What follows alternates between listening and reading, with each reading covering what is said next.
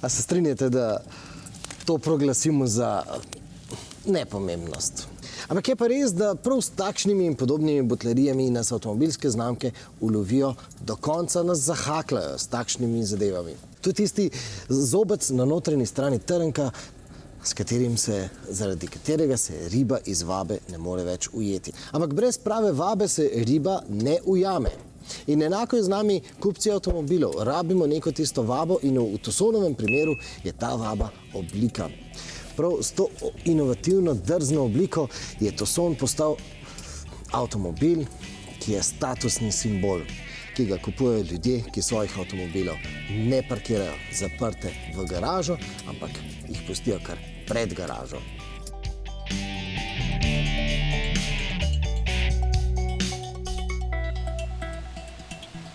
Oblika tega Tucsona je tudi tisti glavni faktor, ki je ta avtomobil spravil v finale izbora za slovenski avto leta. In ko smo ta avtomobil decembra testirali na Vranskem, je postalo zelo hitro očitno, da je ta avtomobil eden najbolj prepričljivih avtomobilov, kar jih je možno dobiti ta hip v prodajnih salonih v Sloveniji. In tisti pokazatelj tega so bile že vozne lastnosti. Med stožci se je recimo pokazalo, da je ta avtomobil kot tak velik in težek terenec nadpovprečno stabilen, suveren, predvsem pa zelo vodljiv in ubogljiv avtomobil. In saj nimamo nič proti Korejcem, ampak nekako se čuti, da so ta avtomobil vzeli pod okrilje inženirji iz Nemčije.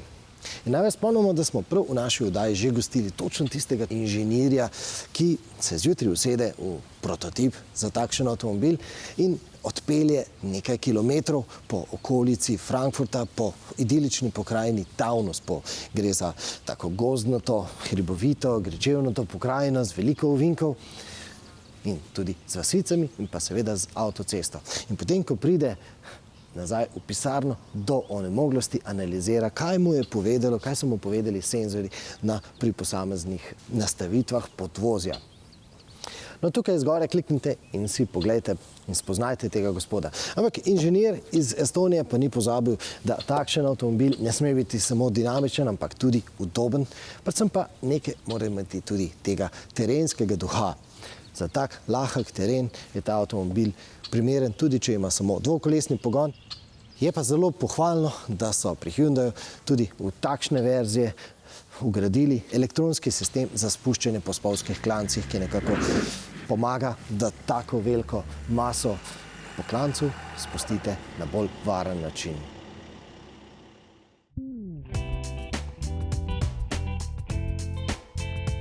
Si pa nikakor ne delamo utvar.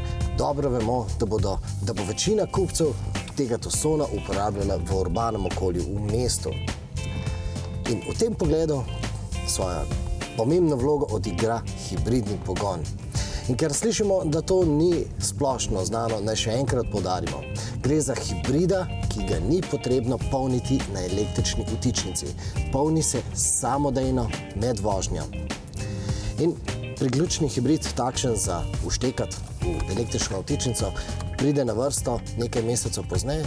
V cenikih pa boste že našli tudi Tucsone, blagohibridne Tucsone z oznako MHEV.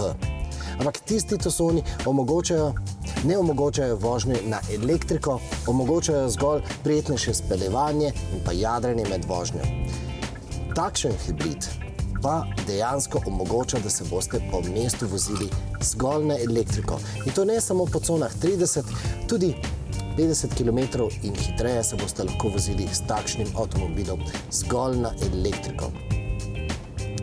Ampak preden podpišete doplačilo za dobrih 4000 evrov, pa vendarle pretehtajte, ali je hibrid res za vas. Namreč, če se veliko vozite po avtocesti, vedite, da je Tucson pri 130 km/h, da so vrtljaji kar dokaj visoki in da je tukaj v kabini kar glasno. Pa Tucson že samo po sebi ni najbolj vzorno tih avtomobil.